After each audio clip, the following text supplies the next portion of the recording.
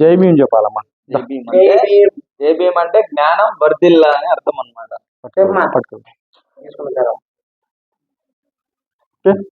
వెంకటేష్ అన్న నువ్వు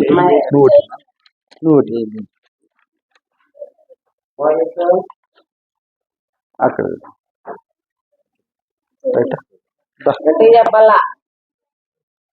అక్కడ చూడన్నా. జై హింద్.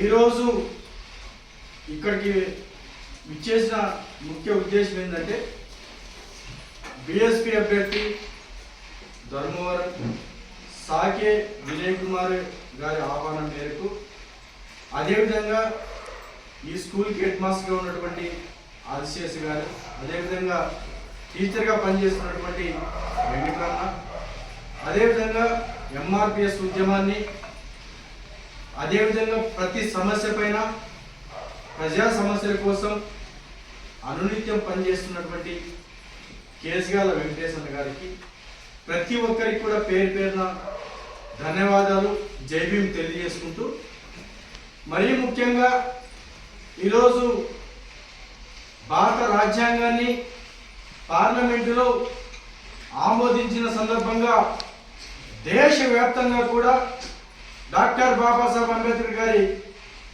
ఆయన రచించిన రాజ్యాంగం గురించి ఈరోజు చర్చించుకున్నామంటే, ఈరోజు మీరు ఇక్కడ ఉండి ఈరోజు ఈ విధంగా చిన్నపిల్లలంటే మీరు కూడా చదువుకునే వెసులుబాటు కానీ, ఏదైతే ఆడపిల్లలుగా మీరు కూడా చదువుకునే వెసులుబాటు ఇచ్చినటువంటి గొప్ప మహోన్నత వ్యక్తి డాక్టర్ బాబాసాహెబ్ అంబేద్కర్ గారు.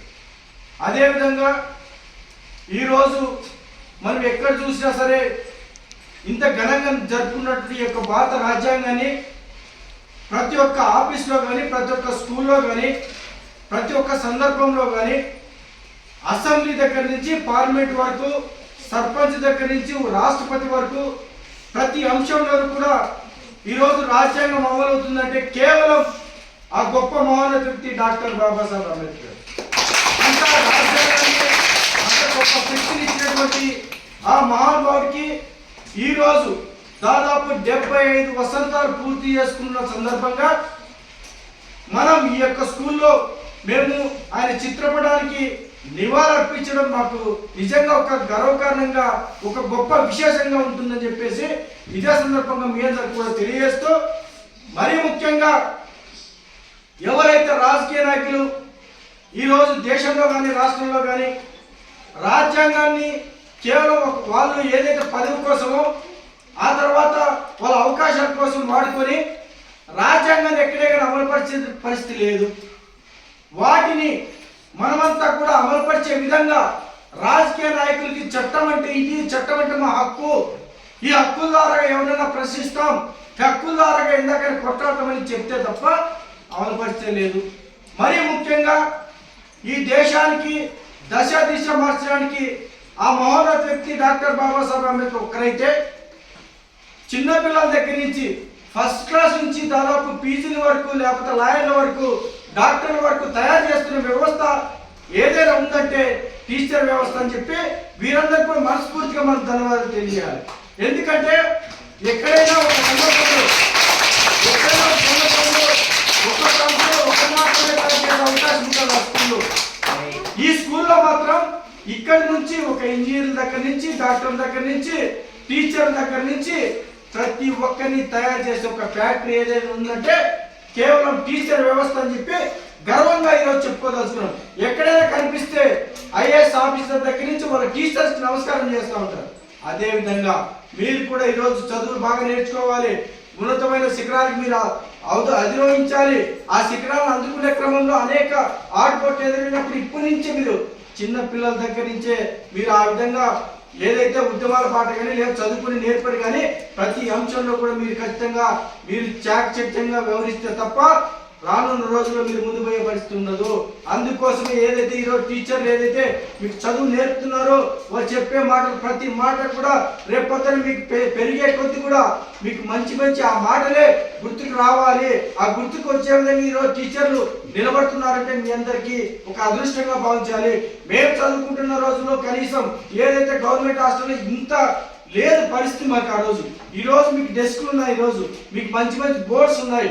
ఆ రోజు ఏదో ఇసుక నేలలో లేకపోతే ఎక్కడ కూర్చొని చదువుకునే పరిస్థితి ఉండే దగ్గర నుంచి ఈ రోజు ఇంత మంచి బిల్డింగ్స్ ఇవన్నీ కట్టారంటే కేవలం డాక్టర్ బాబాసాహెబ్ అంబేద్కర్ గారు ఇచ్చిన రాజ్యాంగమే.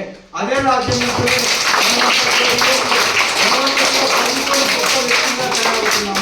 అందువల్ల పిల్లలైన మీకు మేము ఎక్కువ చెప్పదలుచుకోలేదు కానీ డాక్టర్ బాబాసాహెబ్ అంబేద్కర్ గారి గురించి మీరు ప్రతిరోజు మీరు చదువుకుంటే మీకు స్కూల్కి వెళితే లేదంటే గుడికి వెళితే అని 2 అంశాలు తీసుకుంటే, గుడికి వెళితే దేవుడు కనిపిస్తాడో లేదో ఎవరికి తెలియదు. మీరేదైతే ఆయన ఇచ్చిన రాజ్యాంగాన్ని చదివితే మాత్రం అంతకంటే గొప్ప స్థాయిలో దేవుడు ఇచ్చిన గొప్ప వరం కంటే అదొక గొప్ప వరంగా భారత రాజ్యాంగం ఉంటుందని చెప్పి మీ అందరికి కూడా మేము తెలియజేస్తా ఉన్న పిల్లలందరికీ. అందుకోసం ప్రతి ఒక్కరూ ఆయన రాసిన రాజ్యాంగం ఏంది, ఆయన దేనికోసం రాశారు, పిల్లలు చదువులు ఏ విధంగా ఉండాలి, మహిళల చదువులు ఏ విధంగా ఉండాలి, పెద్ద అయిన తర్వాత ఏ విధంగా చట్టాలు పనిచేయాలి, ఈ రోజు ఉన్నటువంటి స్టేషన్లు ఏ విధంగా పనిచేయాలి, ప్రతి అంశాన్ని కూడా డాక్టర్ బాబాసాహెబ్ అంబేద్కర్ గారు రాజ్యాంగంలో అమలు పరిచారు. వీటిని తప్పకుండా ప్రతి ఒక్కరు మీరు చదవాలని చెప్పేసి నా పర్సనల్గా నా యొక్క విజ్ఞప్తి. అదేవిధంగా ఇక్కడ ఉన్న టీచర్లు కానీ హెడ్ మాస్టర్ కానీ ఒకటే తెలియజేస్తారు, ప్రతిరోజు మార్నింగ్ ఏదైతే ప్రేయర్ చేస్తారో ఆ ప్రేయర్ చేసే క్రమంలో భారత రాజ్యాంగం నుంచి 2 వర్డ్స్ ప్రతిరోజు కూడా ఆ పిల్లలు చెప్పే విధంగా మీరంతా కూడా కృషి చేయాలని చెప్పేసి మీకు విజ్ఞప్తి చేస్తా ఉన్నాను. ఎందుకంటే రాజ్యాంగం గురించి తెలుసుకుంటే ఎంతో మంది పైకి వెళ్ళే అవకాశం. ఈరోజు చూస్తా ఉన్నాం, చాలా మంది తహసీల్దార్ ఆఫీస్ కానీ ఆర్టీఓ ఆఫీస్ కానీ కలెక్టర్ ఆఫీస్ చుట్టూ తిరుగుతూ ఉంటారు. వాళ్ళకి చట్టం తెలియదు, రాజ్యాంగం తెలియదు, హక్కులు తెలియదు, విధులు తెలియదు. ఈ విధంగా తెలియకపోవడం వల్ల రోజు తిరుగుతారు తప్ప ఎవరిని ప్రశ్నించాలి, ఏం చేయాలనే విషయం తెలియదు. కాబట్టి ఇప్పటి నుంచే వీళ్ళు అలవాటు పరుచుకుంటే రేపు పొద్దున ఏదైనా హక్కుల కోసమైనా సరే, చదువుల కోసమైనా సరే, ఉద్యోగాల కోసమైనా సరే ఏం చేయాలో తెలుస్తుంది. కాబట్టి మీరంతా కూడా మనస్ఫూర్తిగా మిమ్మల్ని అందరూ కూడా చిన్నపిల్లలను ప్రతి దీవిస్తా ఉన్నాం. మీరు మంచి భవిష్యత్తులో మంచి పొజిషన్కి రావాలి, అదేవిధంగా మంచి ఉన్నతమైన ఉద్యోగాలకి మీరు చేరుకోవాలని చెప్పేసి మనస్ఫూర్తిగా ఎస్సీ జన సంఘం తరఫున, అదేవిధంగా ఎంఆర్పిఎస్ తరఫున, బిఎస్పి తరఫున ఇక్కడ చేసిన ప్రతి ఒక్కరి తరఫున పేరు పేరున ధన్యవాదాలు తెలియజేసుకుంటూ జై భీమ్, జై హింద్.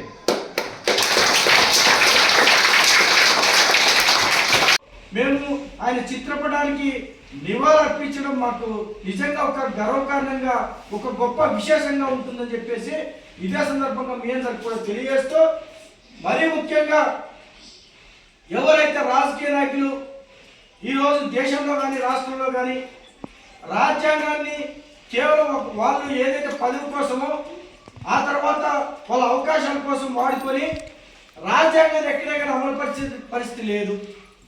వాటిని మనమంతా కూడా అమలుపరిచే విధంగా రాజకీయ నాయకులకి చట్టం అంటే ఇది, చట్టం అంటే మా హక్కు, ఈ హక్కుల ద్వారా ఎవరైనా ప్రశ్నిస్తాం, ఈ హక్కుల ద్వారా ఎందాక కొట్టాడతామని చెప్తే తప్ప అమలుపరిచే లేదు.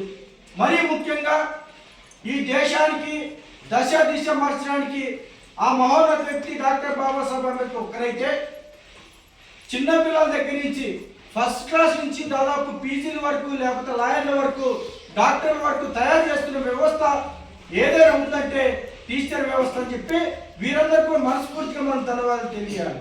ఎందుకంటే ఎక్కడైనా ఒక సందర్భంలో అవకాశం ఉంటుంది ఆ స్కూల్లో.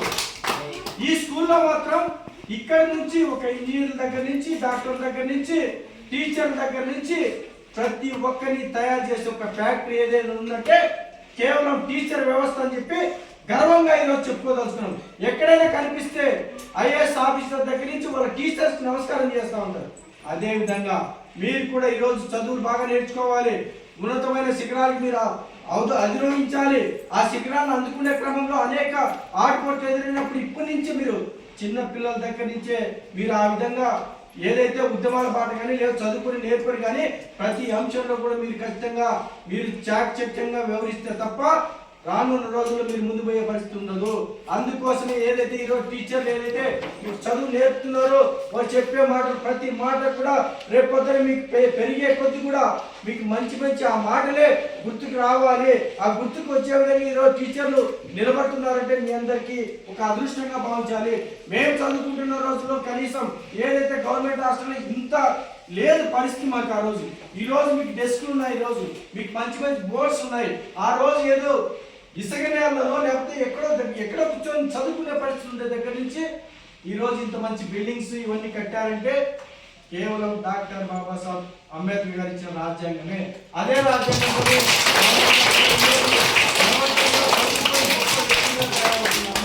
అందువల్ల పిల్లలైన మీరు మీకు మేము ఎక్కువ చెప్పదలుచుకోలేదు కానీ డాక్టర్ బాబాసాహెబ్ అంబేద్కర్ గారి గురించి మీరు ప్రతిరోజు మీరు చదువుకుంటే మీకు స్కూల్కి వెళితే లేదంటే గుడికి వెళితే అని 2 అంశాలు తీసుకుంటే గుడికి వెళితే దేవుడు కనిపిస్తాడో లేదో ఎవరికి తెలియదు. మీరేదైతే ఆయన ఇచ్చిన రాజ్యాంగాన్ని చదివితే మాత్రం అంతకంటే గొప్ప స్థాయిలో దేవుడు ఇచ్చిన గొప్ప వరం కంటే అదొక గొప్ప వరంగా భారత రాజ్యాంగం ఉంటుందని చెప్పి మీ అందరికి కూడా మేము తెలియజేస్తామన్న పిల్లలందరికీ. అందుకోసం ప్రతి ఒక్కరూ ఆయన రాసిన రాజ్యాంగం ఏంది, ఆయన దేనికోసం రాశారు, పిల్లలు చదువులు ఏ విధంగా ఉండాలి, మహిళ చదువులు ఏ విధంగా ఉండాలి, పెద్ద అయిన తర్వాత ఏ విధంగా చట్టాలు పనిచేయాలి, ఈ రోజు ఉన్నటువంటి స్టేషన్లు ఏ విధంగా పనిచేయాలి, ప్రతి అంశాన్ని కూడా డాక్టర్ బాబాసాహెబ్ అంబేద్కర్ గారు రాజ్యాంగంలో అమలు పరిచారు. వీటిని తప్పకుండా ప్రతి ఒక్కరు మీరు చదవాలని చెప్పేసి నా పర్సనల్గా నా యొక్క విజ్ఞప్తి.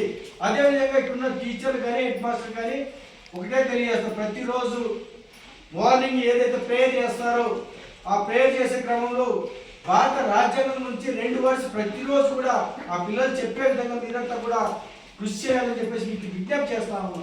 ఎందుకంటే రాజ్యాంగం గురించి తెలుసుకుంటే ఎంతో మంది పైకి వెళ్ళే అవకాశం ఈరోజు చూస్తా ఉన్నాం.